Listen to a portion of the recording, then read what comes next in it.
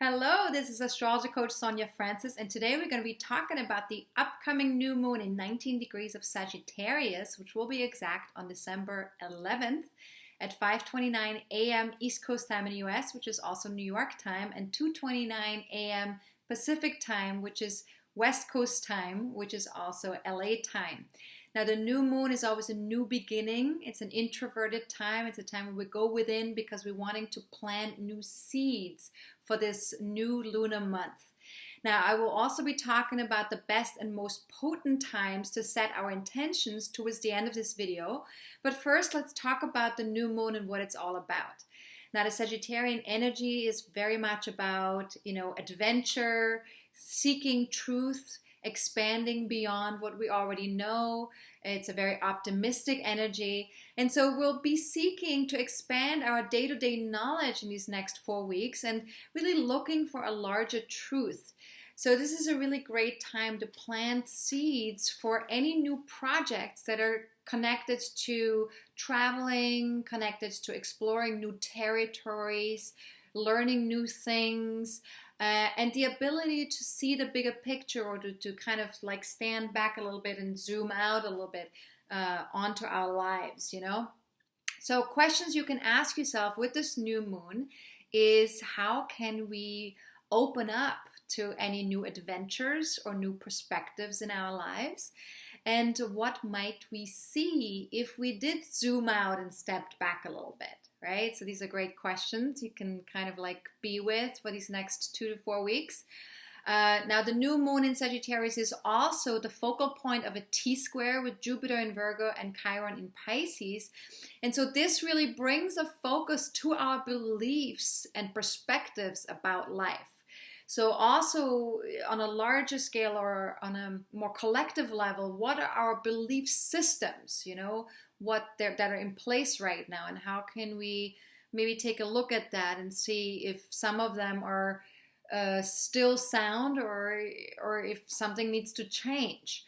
Now, our upbringing, the way we're brought up, our society, the gender that we have, the race that we were born into, our religious beliefs, our cultural background, and really any other resources or sources of conventional wisdom really teach us to view things from a very particular perspective. That means we have filters in place, filters that we view life through which we view life through, right? And so in order for us to do things differently in life, we really must first see things differently. And what we see really depends on where we stand and what perspective we're taking, right? So one thing you can ask yourself with this full moon as well is, where else could I stand in order to see things differently, right? And how would that change my everyday life? How is that going to affect my day-to-day living, right, if I do that? And what kind of a future am I working towards, and why? Am I living a life right now that's been conditioned, or that's been filtered through, the society that I was brought up in, or my parents, or my friends, or has it to do with my religious beliefs? Or is it really what I personally, want for myself? Is it connected to me? And so we really need to kind of like take a step out of the filters that we come from, and kind of like look to see, what is it that we're working towards and why, right? Now, this T-square also invites us to kind of stretch and grow. And so we're needing to take 2 90-degree turns here, right? So one of those turns has to do with gaining a new perspective. And so in order for us to gain a new perspective, we need to explore different avenues. We need to do something different and kind of like allow ourselves to take different paths, right? And so hopefully that will lead us to different outcomes, right? Now, the second turn that we need to take, or stretch that we need to make, is to distinguish fact from belief. So we can ask ourselves, for example, where have we been operating from outdated or inaccurate information? Very important to kind of take a look at that. Could we set aside judgment in favor of vision? And this is a very important question, because very often, you know, we're trained to immediately go towards judgment and to judge ourselves, to judge other people, to judge a life situation or something in life. And rather than judging ourselves and others, could we just kind of like open up and like just look for the vision and look to see where are we actually wanting to go, you know, rather than being stuck in like a rut with something that's not actually getting us what we want and that's not actually leading us to where we want to go. You know, how can we set aside judgment and just focus on that vision that we have, right? So there's another part with this T-square, which has to do with bringing compassionate embrace, a compassionate embrace towards our own humanity. And this has to do with the Chiron placement in the T-square, because Chiron is about the wounded healer. And so we're really needing to bring a lot of healing towards our day-to-day experiences. And in order for us to do that, we need to stay flexible. We need to make adjustments. We need to find creative solutions when it comes to all these different components that are connected to this T-square. And, you know, with Chiron in particular, you know, this asks us to take a really close look at our old wounds that are connected to anything in our childhood or in our upbringing that's connected to memories that have to do with shame, or memories that have to do with separation, feeling alone, feeling abandoned. You know, so when we get triggered in the here and now, we can look to see where in the past has this trigger originated. You know, where has this wound originated? And then as best as we can bring compassion and understanding to that wounded or shamed or abandoned part of ourselves. And we have to recognize that as human beings, you know, all of us at some point experience pain. All of us experience shame or separation in some way, shape, or form. Some of us maybe more than others, I don't know, but each one of us does experience that because we're human, and it's part of the human experience. And the other part is though that we can also, at the same token, we can heal that pain and that separation through unconditional love, through self-acceptance. And that is our greatest gift. Our greatest gift is that Chiron wound. Even though it has pain in it, it also has our greatest gift in it, which is that ability to be compassionate with ourselves, the ability to be loving and kind, to embrace parts of ourselves that maybe feel insecure, or that feel like they have not fully gotten the attention that we would have liked they had gotten, right? And this is thanks to our souls, thanks to the fact that we're not just human corpses, but we're actually human beings, which means that we're connected to a spirit, we're connected to a soul. And that spirit-human alliance is making it possible for us to tap into love and kindness and compassion. And to do that in particular with ourselves is the healing component. This is what heals us. And so this is very important with this T-square. Now, with all of this, with all of these things that are going on with this new moon for these next 2 to 4 weeks, communication and self-care take a very special place, a very important place in the next 2 weeks in particular. And so it's very important for us to share our philosophies, our beliefs, our assumptions, our expectations with other people, so that we can see, by sharing it and by talking it through or by saying it out loud, it really helps us to see if we are on the right track. If we're not talking about anything, if we're not ever sharing, we're not capable of receiving feedback from other people. And feedback is the most valuable resource for us to have to find new truths that move us past preconceived ideas and that help us really move forward in our lives. So feedback is really, really valuable. Now, I'm not saying, you have to take everybody's feedback at like 100% truth, because obviously everyone, has their own truth, and there is no one truth, right? But feedback is really important to just be with and listen to. If you can just do that, be with feedback and listen to it and be open to it. Just the ability to be open to feedback is so amazing and so valuable. And that can really help us to kind of get out of a particular rut that we have with our beliefs or with our perceptions or attitudes about life. Now, self-care is the other part that's really important for the next 2 weeks. And in particular, because Pluto in Capricorn is a focal point of a T-square with Mars in Libra and Uranus in Aries. So this T-square, is a very dynamic T-square in this new moon chart, and is really pulling us in so many different directions. And so without self-care, we will not be able to maintain the pace and meet the demands that are on us right now. And so there's basically 2 T-squares in this new moon chart. And so there's going to be a lot of like needing to move and being flexible and needing to make adjustments and needing to grow and stretch and all this stuff. There's a lot of that happening within the next 2 to 4 weeks. So as best as you can, have the courage to think differently, explore new directions. Flexibility is really key with these T-squares. Rolling with the punches, standing in your own power, empower others whenever possible, especially with that Mars-Pluto square, seek to empower other people and empower yourself as well, right?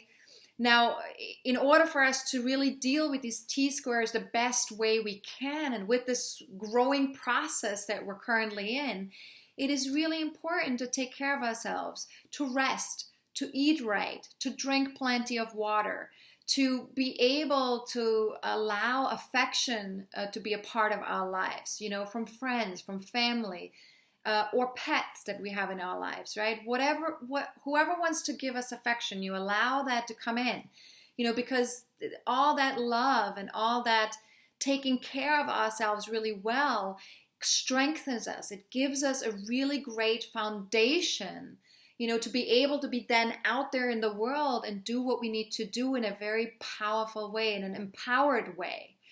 And so as best as you can, really listen to what your body and your heart needs. It's very important, being able to listen to that is so valuable, because the information that we're receiving from our body, the information that we're receiving from our heart is really, really valuable information. And it just helps us be stronger out there in the world and deal with all these different things that are currently going on, energetically speaking, right?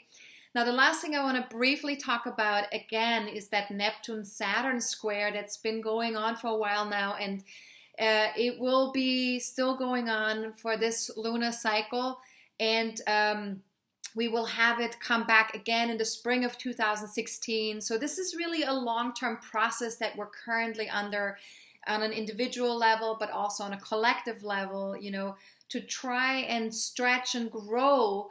On the one hand, we're being asked to flow with the divine timing of things and to trust that divine timing, and to have faith that we always have infinite support every day, every moment from the universe.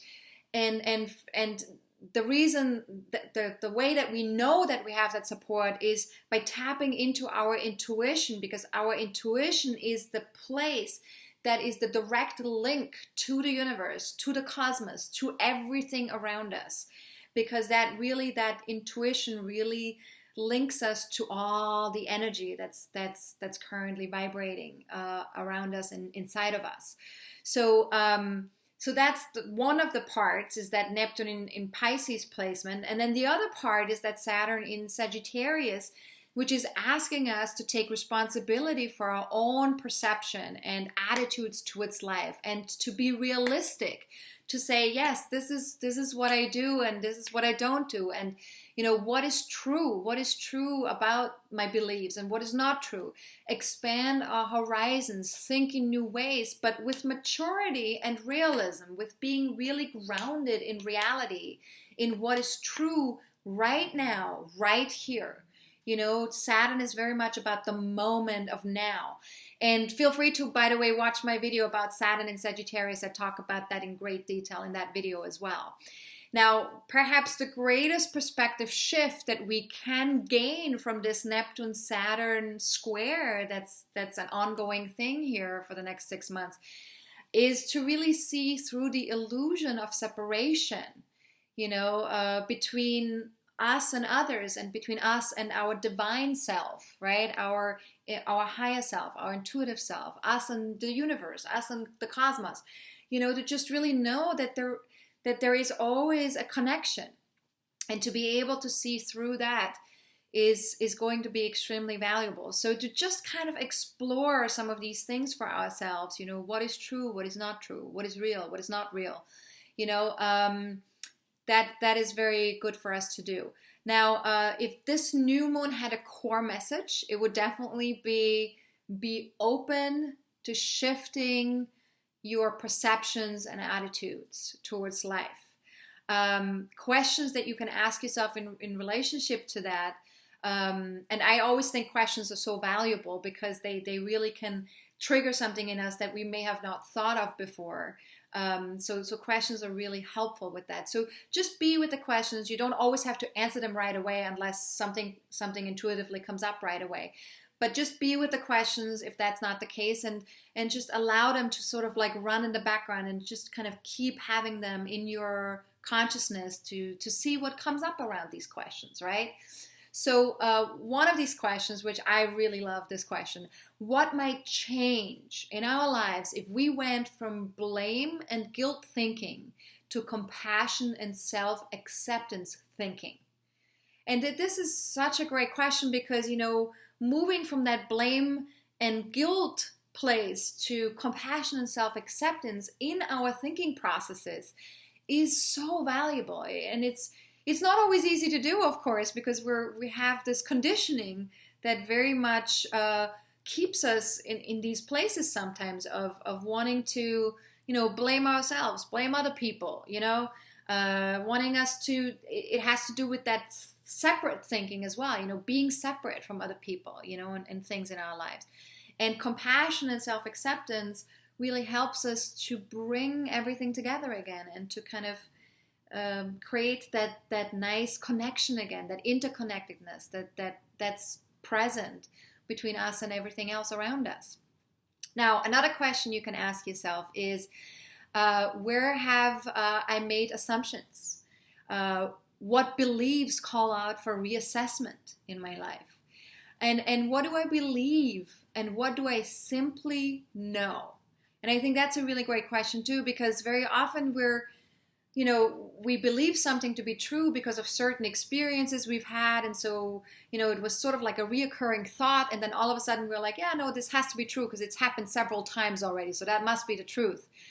But then there are other things where we just kind of like, we don't even have to think about it. It's just in our heart, we know something to be true, and to just kind of distinguish the two, and to just kind of look at that and see, well, how can I connect to these different truths, And then the last one, which I love as well, which is very much connected to that Neptune-Saturn square, that this ongoing stretch and growth process in our lives right now, is, what does spiritual maturity mean to me? And really ask yourself that full-heartedly. What does that mean to me? Spiritual maturity. What comes up when you hear that word even? And it just sit with that and just see what comes up. Now, if you have an ascendant or any personal planets in 17 to 21 degrees of Sagittarius, Gemini, Virgo, or Pisces, then this new moon is definitely more potent for you. You're going to feel more connected to that new moon energy. But even if you don't have personal planets or signs in personal planets or points in those degrees and signs, You can take a look at the house placement the new moon falls into in your birth chart. The area of life where the new moon takes place in your birth chart is just equally as important and will tell you what this lunar month is all about for you in terms of area of life. Now, if you don't know how to do that, how to look that up, feel free to watch my video called How to Read Your Birth Chart. In that 30-minute video, I'm explaining how to use my videos and my weekly forecasts with your birth chart, how you can kind of like understand a little bit better how to connect the two. And how to make it a little bit more personal for you, right? To see what is true, what applies to me more and what doesn't apply to me as much, right? So you can see that with that video. Feel free to watch that on YouTube or on my website. You can also email us at info@astrologercoach.com and just write recording in the subject line, and then we'll send you a high-res version of that video with some handouts as well. That's available. And then we have, again, before we go into intention settings, we have a deal of the month again this month. So let me tell you a little bit about that. It's available until December 31st. And you can go and check out what the deal of the month is when you go to my website at astrologercoach.com and just click on deal of the month link. And it's a great deal for anyone who wants to be able to read their own birth chart and understand their soul's journey more fully. So feel free to check it out. And in addition to the deal of the month, I'm also going to be offering just for the month of December, because there's so many holidays coming and it's a month of giving and generosity. I am going to offer the intro for soul-based astrology for free this month. I've already sent out a link to the intro to soul-based astrology for anybody who is part of my mailing list. But if you missed it, or if you are not part of my mailing list yet, then feel free to email us at info@astrologercoach.com. And you can either write newsletter in the subject line or weekly forecasts. Both of those, there are two different mailing lists. Newsletter it comes out 2 times a month, and it will just be announcements about what's new and what's happening, and also about my videos. And then the weekly forecasts are being sent out once a week. And those you get every Sunday evening, and those talk about in more detail what really happens every day, what are the energies doing in particular. So feel free to either write newsletter or weekly forecast in the subject line. And if you want both, you can receive both as well. Just write newsletter and weekly forecast in the subject line. And for those of you who are signing up newly to my mailing lists, will receive immediately an intro to the Soul-Based Astrology Course, which is a 75-minute talk about soul-based astrology, what it is, how it can make a difference in your life. And we'll also talk a lot about a couple of other nuggets like the moon word, of course, and things like that. All right. So if you're interested in that, definitely sign up. And then let's talk about setting intentions. So setting intentions, the moment we've all been waiting for. The most powerful time to set intentions for this particular lunar month is right after the new moon becomes exact. And of course, we always want to avoid moon void, of course, phases. So this month, this means anytime between 5:30 a.m. and 11:06 a.m. on December 11th. That is both New York time, or between 1:46 a.m. on December 12th until 5:30 a.m. December 13th. Also, again, New York time, East Coast time in the U.S. And if you live in a different time zone, feel free to plug in those New York times into a time zone converter. You can find that if you Google it on the internet. If that's a little bit too much work for you, then feel free to just join me on my Facebook fan page or my Twitter page. I will be posting several times during the most potent time for setting intentions. I will be posting when to do that, and then if you see that pop up on your Twitter or on your Facebook, then now is the time to do it. Now, I always get asked a little bit about the new moon, how to set these intentions. And the best way to set new moon intentions is to set them in the present tense, to set them in such a way that it feels possible for you, whatever you're intending for this month. So it doesn't feel completely out of reach or completely ridiculous to you. It has to resonate with you. and to also use the energy of the new moon that I'm describing in the video with the intention setting. And to also just go over all of the questions that I ask in the video and to just kind of sit with those questions. Because, you know, the new moon is an introverted time. It is a time where we go within to kind of like tap into intuition, so we can tap into that place of setting new seeds for the lunar month. So when you can sit with these questions that I'm asking, that's a great way to kind of tap into your intuitive self. Yeah. I talked about weekly forecasts, I already mentioned, so I don't have to talk about that anymore. If you do have any questions for me, any general questions about the new moon, feel free to reach out to me at Sonja at AstrologerCoach.com. That's SONJA at AstrologerCoach.com. I'm always happy to answer general questions. If you want anything personal, that requires of me to pull up your birth chart to take a closer look at you, I will ask you to book a reading on my website. You can just go to AstrologerCoach.com and go to my services page. There's lots of readings available, so I'm sure you'll find something that works for you, that's in alignment with what's right for you at this time. Okay, so have a fantastic new moon, and explore your attitudes and perspectives for life this month. And I'll be back in a couple of weeks. And have a good one. This is Astrologer Coach Sonja Francis. Goodbye.